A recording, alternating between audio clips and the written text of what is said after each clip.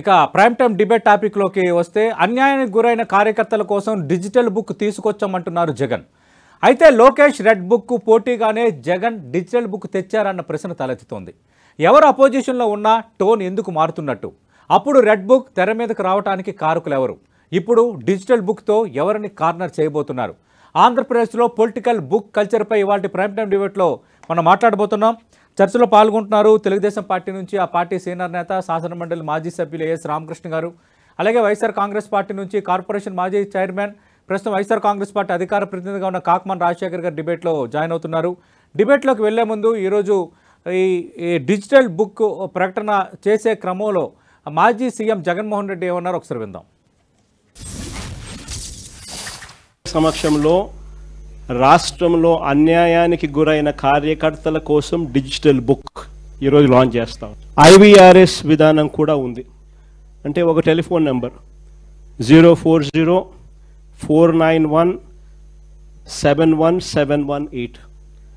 ఈ ఫోన్ నెంబర్కు మీరు ఫోన్ చేస్తే వైఎస్ఆర్సిపి అన్యాయానికి గురైన కార్యకర్తల కోసం డిజిటల్ బుక్లో ఫిర్యాదు చేయొచ్చు. ఆ నెంబర్కు కాల్ చేయగానే దశల వారీగా ఏం చేయాలనో గైడెన్స్ ఇస్తూ కంప్లీట్ చేస్తుంది ప్రాసెస్ను.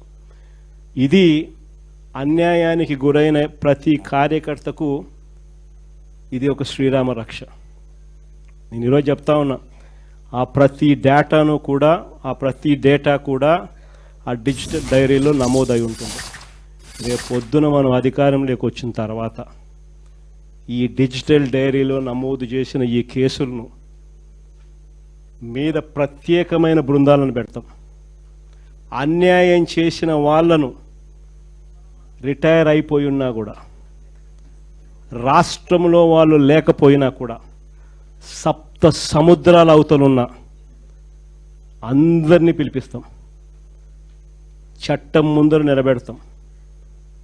నిలబెట్టించి రైట్.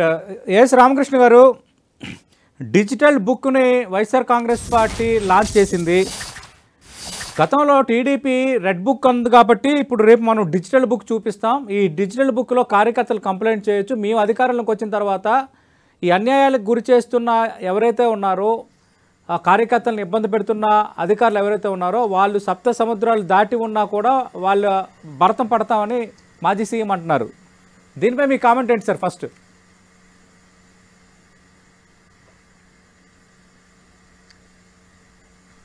ఇప్పుడు ఒక రకంగా చెప్పాలంటే లోకేష్ బాబు గారిని కాపీ చేస్తున్నారని చెప్పాలా. అంటే రెడ్ బుక్ ప్రభావం ఎంతగా ఉంది అని చెప్పానంటే, ఒకప్పుడేమో జగన్మోహన్ రెడ్డి గారు బ్లూ బుక్ అన్నారు, ఇప్పుడేమో డిజిటల్ బుక్ అంటున్నారు. మరి రేపు ఏ బుక్ వస్తుందో మనకు తెలియదు. ఏమైనా ప్రజాస్వామ్యంలో ఏ పార్టీ అయినా కూడా ఏ విధానాన్నైనా కూడా అనుసరించేటటువంటి హక్కు ఉంది. ఇది ఆ పార్టీ యొక్క అంతర్గత వ్యవహారం. అయినప్పటికీ మీరు అడిగారు కాబట్టి నేను చెప్తున్నా. సో ఈ డిజిటల్ బుక్ పెట్టారు. ఏమిటి డిజిటల్ బుక్? ఇది ఒక యాప్. అదే డిజిటల్ బుక్ అనండి, లేకపోతే డిజిటల్ యాప్ అనండి. అది ఇవాళ వైఎస్ఆర్సీపీకి సంబంధించినటువంటి కోర్ కమిటీ సభ్యుల విస్తృత స్థాయి సమావేశంలో ఈ డిజిటల్ యాప్ ని జగన్మోహన్ రెడ్డి గారు లాంచ్ చేశారు.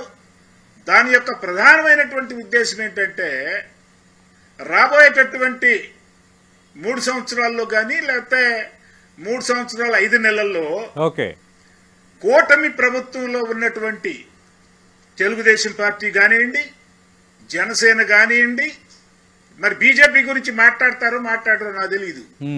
ముఖ్యంగా వాళ్ళు టార్గెట్ చేసుకునేది, ఎందుకంటే బీజేపీ అంటే భయం. మోడీ ఉన్నారు కదా పైన, బీజేపీ గురించి మాట్లాడరు వాళ్ళు. అందుకని తెలుగుదేశం పార్టీ, జనసేన నాయకులు ఎవరైనా వైఎస్ఆర్సీపీ కార్యకర్తలు గాని నాయకులు గాని ఇబ్బంది పెట్టేటట్టయితే వాళ్ళ పేర్లని దీంట్లో కార్యకర్తలు నమోదు చెయ్యండి.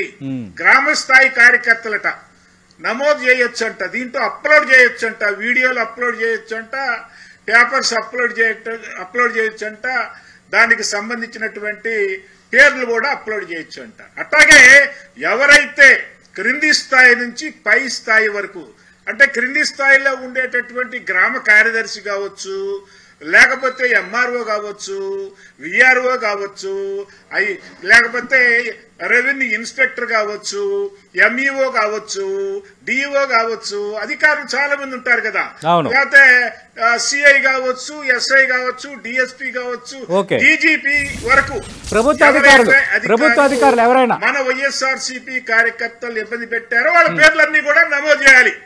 నమోదు చేసిన తర్వాత వీళ్ళ అధికారంలోకి రాగానే వరుసన చిట్టా తీసేసి మీరు ఇందా చెప్పారే, సప్త సముద్రాల అవతలున్నా కూడా మనం తీసుకురావాలి. ఇది ఈ యాప్ యొక్క ముఖ్యమైనటువంటి ఉద్దేశం అని చెప్పి అంటున్నారు వీళ్ళు. నేను అనుకుంటున్నాను ఆ సతీష్ గారు ఒక కళలో బతుకుతున్నారు. ఏంటా కళ? ఇట్లాగే ఉంటుంది. ఎట్లా? నాకు ప్రతిపక్ష హోదా ఇస్తేనే నేను శాసనసభకి వస్తా, ఇదొక సాకు. ఆడలేక మధ్యలో అన్నట్టుగా అసలు ఎక్కడా లేనటువంటిది, ప్రపంచంలో ఎక్కడా లేదు, దేశంలో ఎక్కడా లేదు. స్వాతంత్రం వచ్చిన తర్వాత అడగండి ఏమండి ఈ పైపచ్చి హైకోర్టు కూడా వెళ్తున్నాడు ఈయన. రైట్, ఆల్రెడీ హైకోర్టుకి వెళ్ళారు. ఈ రోజు హైకోర్టు ఒక ముగ్గురికి నోటీసులు కూడా ఇచ్చింది. వాళ్ళు ఏమంటున్నారంటే మీకు దమ్ముందా, మీకు సత్తా ఉందా అంటున్నారు. దీనికి సత్తా ఏంటి? రామకృష్ణ గారు మాట్లాడదాం, అది కూడా మాట్లాడదాం.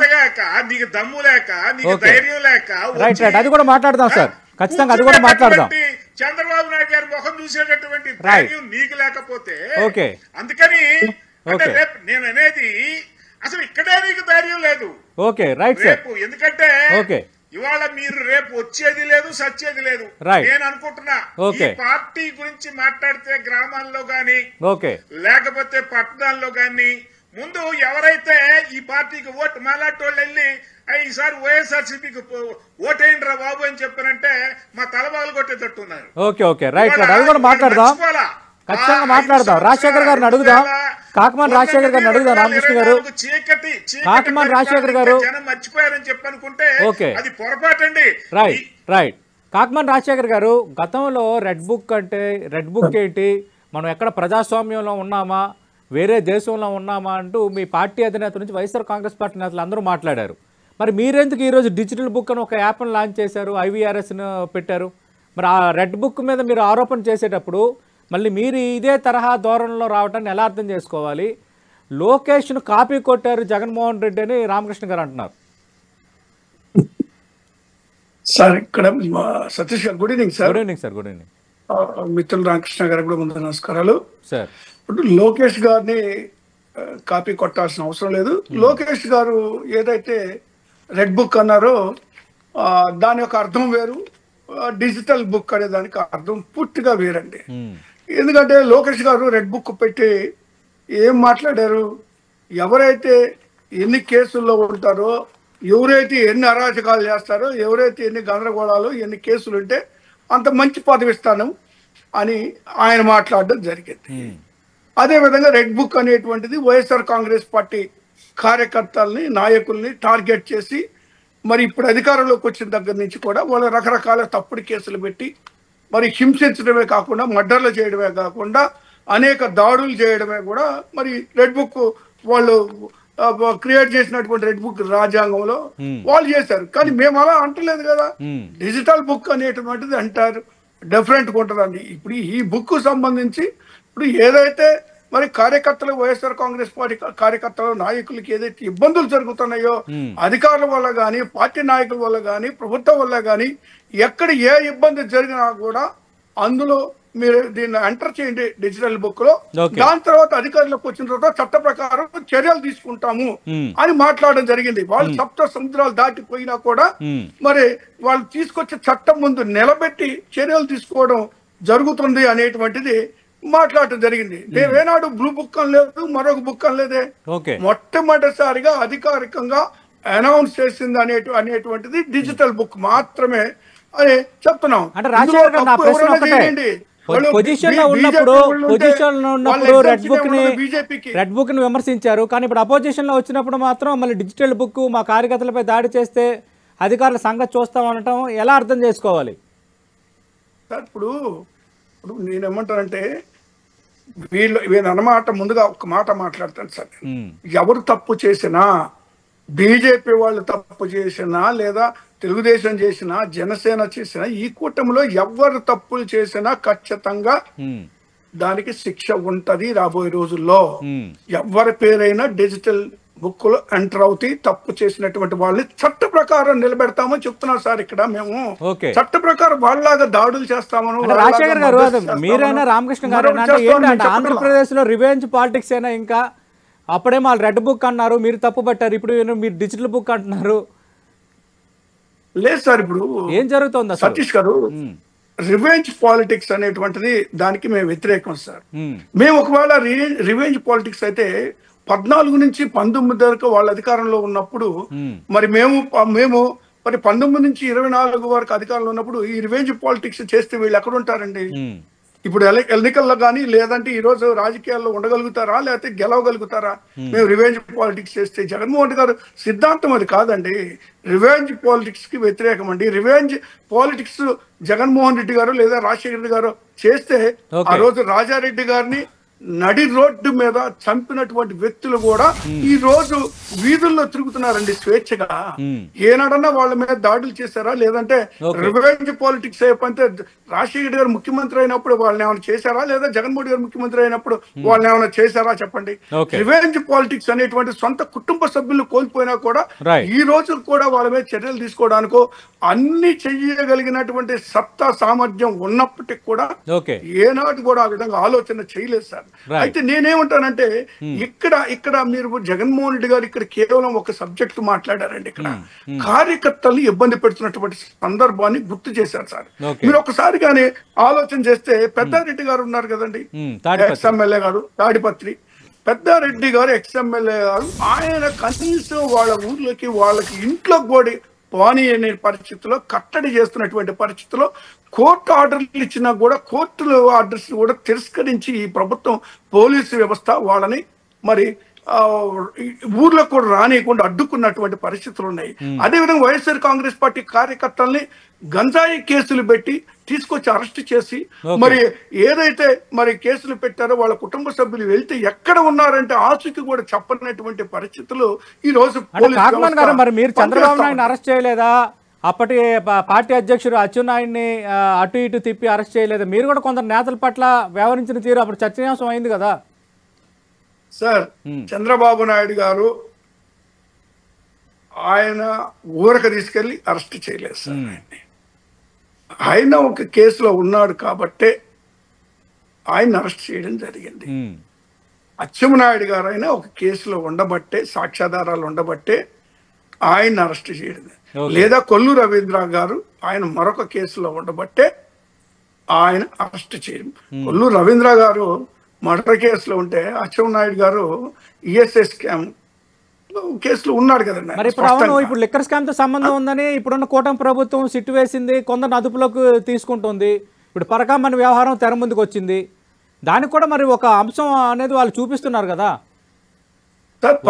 ఆసామసిగా ఏ కారణం లేకుండా అరెస్టులు కానీ నోటీసులు ఇవ్వడం కానీ అదుపులోకి తీసుకోవడం కానీ చేయట్లేదు కదా సార్. ఇప్పుడు పరకామణి వ్యవహారం వచ్చింది కాబట్టి దాన్ని మీకు ప్రస్తావిస్తున్నాడు సార్. పరకామణి వ్యవహారంలో టాపిక్ డైవర్ట్ అవుతుంది. ఒక్క మాట సార్, ఒక్క మాట సార్. దాంట్లో డాలర్స్ కొట్టేసినటువంటి రవికుమారు అంటే డాలర్స్ విలువ దాదాపు 72,000 ఉన్నటువంటి వ్యక్తి, కొట్టేసినటువంటి వ్యక్తి మీద ఆ రోజు అప్పుడు అధికారులు ఉన్నటువంటి పార్టీ కేసులు పెట్టడం జరిగిందండి. ఆయన మీద కేసులు పెట్టడం జరిగింది, చర్యలు తీసుకోవడం జరిగింది, రికవరీ చేయడం కూడా జరిగిందండి. ఈ రోజు మళ్ళీ అదే దొంగతనాన్ని అతను కంటిన్యూ చేస్తున్నప్పుడు వీళ్ళు చర్యలు తీసుకోవాలి. మేమేం దాన్ని అడ్డుకోవట్లేదు కదా. మాట్లాడాము. నేను ఇష్యూ మాత్రం ఎగ్జాంపుల్ గా తెచ్చాను. ఇక్కడ రామకృష్ణ గారు మాది రివెంజ్ పాలిటిక్స్ కాదు, మా కార్యకర్తలు అన్యాయంగా ఇబ్బంది పెడుతున్నారు, మా నేతల్ని నియోజకవర్గాల్లోకి రానియట్లేదు, మా ఎమ్మెల్యేలు ఉన్న చోట టీడీపీ నియోజకవర్గ ఇన్ఛార్జీలే చాలామంది చేస్తున్నారు, ఈ అంశాలన్నీ ఉన్నాయి కాబట్టి కార్యకర్తలు తమ అన్యాయాలను చెప్పుకోవడానికి మేము ఒక యాప్ తెచ్చాం, అందులో తప్పేంటని అంటున్నారు కాకమన్ గారు. సతీష్ గారు, కాకుమాన్ రాజశేఖర్ గారు పాపం ఆయన కాన్సెన్స్ అనేది ఒకటి ఉంటుంది, అంతరాత్మ అనేటటువంటిది ప్రతి వ్యక్తికి ఉంటుంది. అది ఆ అంతరాత్మకి వ్యతిరేకంగా మాట్లాడుతున్నాడండి ఆయన.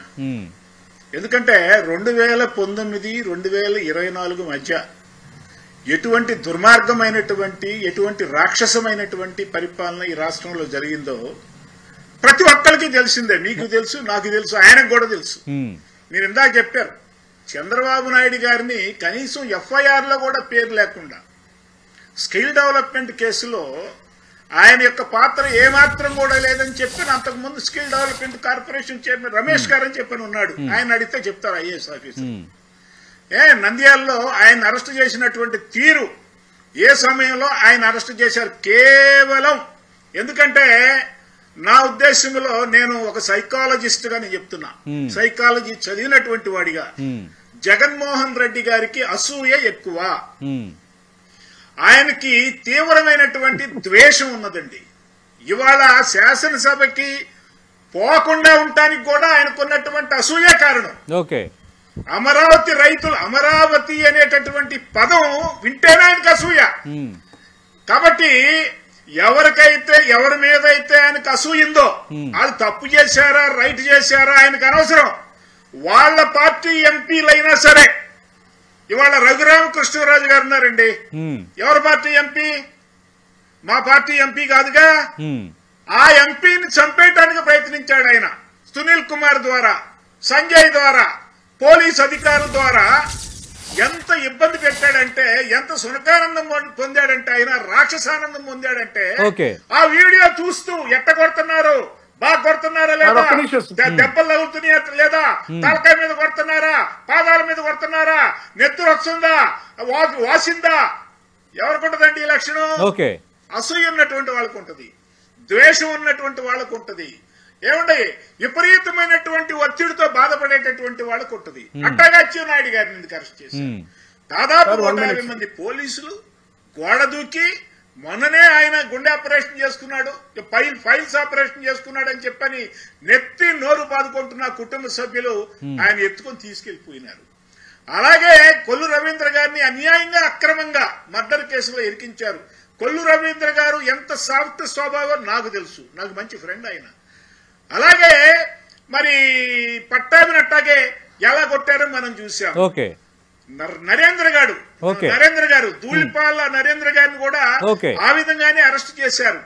సుధాకర్ ని ఆ విధంగానే నానా తిప్పలు పెట్టి ఎస్సీనే కదా, ఆయన కూడా ఎస్సీనే కదా పాపం. అంటే రామకృష్ణ గారు ఇప్పుడు వీళ్ళు డిజిటల్ బుక్ తెచ్చారు, రేపొద్దున మేము అధికారంలోకి వస్తే మా సంగతి చూపిస్తామంటున్నారు. చచ్చిపోయినటువంటి ఏపీ పార్టీస్ ఎక్కడికి వెళ్తున్నాయన్నది నా ప్రశ్న. కాకుమాన్ రాజశేఖర్ గారు, ఒక్కటి 2019, 2024 ఒక్క నిమిషం సతీష్ గారు,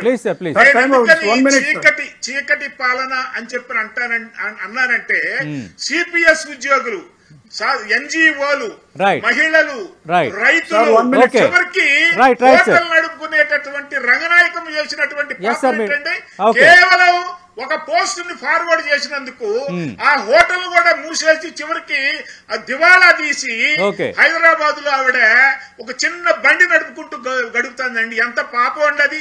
పాపం కాకుమాన్ రాజశేఖర్ గారు 2019 నుంచి 2024 వరకు వైఎస్ఆర్ కాంగ్రెస్ పార్టీ పాలనలో తక్కువ అన్యాయాలు జరిగాయా, తక్కువ కక్ష సాధింపు రాజకీయాలు జరిగాయని కొన్ని ఎగ్జాంపుల్స్ ఈరోజు రామకృష్ణ గారు ప్రస్తావించారు.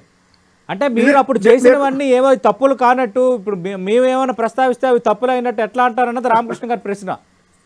మీరు కూడా ఇప్పుడు మేము అధికారంలోకి వస్తే అంటున్నారు, మేము అధికారంలోకి వస్తే సప్త సముద్రాలు దాటి ఉన్నా కూడా మేము రామకృష్ణ గారు ఒక్క నిమిషం, రామకృష్ణ గారు ఒక్క నిమిషం, కాకుమాన్ గారు మాట్లాడండి దయచేసి ఒక్క నిమిషం. రైట్ కాకుమాన్ గారు బ్రీఫ్ గా చెప్పండి సార్, టైం అప్ అయింది. 2019 నుంచి 2024 వరకు నిజంగా జగన్మోహన్ రెడ్డి గారు రాక్షస పాలన చేసి ఉంటే వీళ్ళందరూ మిగిలి ఉండేవాళ్ళ, ఈ రోజు ఎన్నికలకు వెళ్లేవాళ్ళ, గెలిచేవాళ్ళ, లేదా ఎమ్మెల్యే వెళ్ళేవాళ్ళ, ప్రభుత్వాన్ని ఏర్పాటు చేయగలిగే వాళ్ళ, వీళ్ళు చెప్పమనండి. వాళ్ళు అన్యాయంగా అక్రమంగా అడ్డగోలుగా ఎన్నికలకు వెళ్లి అధికారంలో చేపట్టి వాళ్ళు అక్రమాలు చేశారు కానీ మేము రాక్షస పాలన చేస్తే వీళ్ళు ఎవరు మిగులుతారు సార్?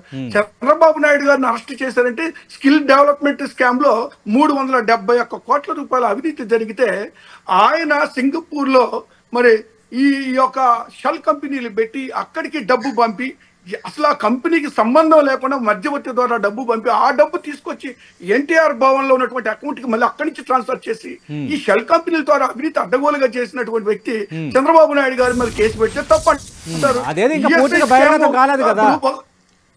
సార్ అంటే మీరు చేస్తున్న ఆరోపణలు పూర్తిగా బహిర్గతం కాలేదు కదా? అవును సార్, కేసులు జరుగుతూ ఉన్నాయి కదా సార్ అవన్నీ. ఇప్పుడు ఆయన బెయిల్ మీద ఉన్నారు కదా, చంద్రబాబు నాయుడు గారు బెయిల్ మీద ఉన్నారు. సరే ఇప్పుడు ఈఎస్ఐ స్కామ్ లో చంద్రబాబు నాయుడు బెయిల్ మీద ఉన్నారు, మీ పార్టీ అధినేత కూడా బెయిల్ మీద ఉన్నారు. అవును సార్, దానికి నేనేం కాదంటలేదు. బెయిల్ మీద ఉన్నారని ఒకప్పుడు జగన్మోహన్ రెడ్డి గారిని పదే మాట్లాడినటువంటి వ్యక్తులు ఈ రోజు అదే బెయిల్ మీద తిరుగుతా ఉన్నారు, అధికారాన్ని అనుభవిస్తా ఉన్నారు. ఇప్పుడు నేను ఒకటే సార్, కొల్లు రవీంద్ర గారు ఒక మర్డర్ కేసులో ఉన్నటువంటి ముద్దాయిని, లేదా పట్టాభి ఉన్నాడు. పట్టాభి అనేటువంటి వ్యక్తి పార్టీ ఆఫీసులో కూర్చొని స్వయంగా ఆనాటి ముఖ్యమంత్రి అయినటువంటి జగన్మోహన్ రెడ్డి గారిని బోసిడీకే అని మాట్లాడాడు. దాన్ని ఏమంటారు? అది మంచి మాట అనాలా లేకపోతే ఏమనాలా? లేదా నరేంద్ర గారు డైరీ స్కామ్ లో ఆయన ఇరుక్కొని ఉన్నాడు. ఎవరు చెప్పమనండి? వీళ్ళు నేను అదే అంటున్నాను, మీరు అధికారంలో ఉన్నప్పుడు అలాగా, మళ్ళీ వీళ్ళ అధికారంలో ఉన్నప్పుడు ఎలాగంటే ఆంధ్రప్రదేశ్ లో అసలు ఏం జరుగుతోంది, ఈ బుక్స్ ఏంటి? ఆల్రెడీ తెలంగాణలో కూడా మనం చూసాం, పింక్ బుక్ అన్నారు ఇక్కడ తెలంగాణలో. దాని మీద చాలా రోజులు చర్చ జరిగింది. పింక్ బుక్ ఉంది, మొత్తం లెక్కలు తేలుస్తామని అన్నారు. పింక్ బుక్ మరికొందరేమో బ్లూ బుక్ అన్నారు. మళ్ళీ ఆంధ్రప్రదేశ్ వచ్చేసరికి రెడ్ బుక్, డిజిటల్ బుక్. ఏంది పొలిటికల్ బుక్ కల్చర్? అర్థం కావట్లేదు నాకు. మేము అధికారంలోకి వస్తే అని చెప్తున్నాం సార్. మేము ఓకే తప్పు చేసినటువంటి వాళ్ళు సప్త సముద్రాలు దాటి వెళ్ళినా తీసుకొచ్చి చట్టం ముందు నిలబెట్టి చట్ట ప్రకారం చర్యలు తీసుకుంటాం అంటున్నారు సార్. వాళ్ళగా రెడ్ బుక్ ఇక మర్డర్లు చేయడానికో, దాడులు చేయడానికో, అక్రమ కేసులు పెట్టడానికో. రాజశేఖర్ గారు, మనం చూస్తున్నాం ఆంధ్రప్రదేశ్ లో కొత్తగా ఈ డిజిటల్ బుక్ అంటే ఒక యాప్ ని తెర ముందుకు తెచ్చింది వైఎస్ఆర్ కాంగ్రెస్ పార్టీ. అలాగే ఐవీఆర్ఎస్ సిస్టమ్ కూడా తెర ముందుకు తెచ్చింది. నియోజకవర్గ స్థాయిలో కార్యకర్తలకు అన్యాయాలకు గురైతే, ఎవరైనా దాడులు గట్రా చేస్తే వీడియోస్ అప్లోడ్ చేయాలి, మీ సమస్యలు చెప్పాలి. మేము అధికారంలోకి వచ్చిన తర్వాత దానికి బాధ్యులైన వారంటే సప్త సముద్రాలు దాటి ఉన్నా కూడా ఖచ్చితంగా పట్టుకుంటాం, మా సంగతి ఏంటో చూపిస్తామని స్వయాన మాజీ సీఎం జగన్మోహన్ రెడ్డి ఒక ప్రకటన చేశారు. గతంలో రెడ్ బుక్ సంబంధించి ఒక్కొక్క పేరు నమోదవుతుందని అప్పటి నేత నారా లోకేష్ స్టేట్మెంట్ చేసిన సందర్భం కూడా చూసాం. అలాగే తెలంగాణలో కూడా పింక్ బుక్ అని, బ్లూ బుక్ అని ఒక పూర్తి స్థాయిలో చర్చ జరిగిన పరిస్థితి కూడా చూసాం. అంటే రెండు తెలుగు రాష్ట్రాల్లో ఈ book culture, political book culture పెరిగిపోతుంది. అంటే పొజిషన్లో ఉన్నప్పుడు ఒకలాగా, అపోజిషన్లో ఉన్నప్పుడు మరోలా వ్యవహరిస్తున్న పార్టీల తీరు కూడా ఇక్కడ కొంత ప్రశ్నార్థకంగా మారుతోంది. చూద్దాం మరి ఈ కల్చర్ ఎంతవరకు ప్రజలకు మేలు చేస్తుందో, ప్రజాస్వామ్యాన్ని ఎంతవరకు నిలబెడుతుందో. ఇది వాటి ప్రైమ్ టైం డిబేట్.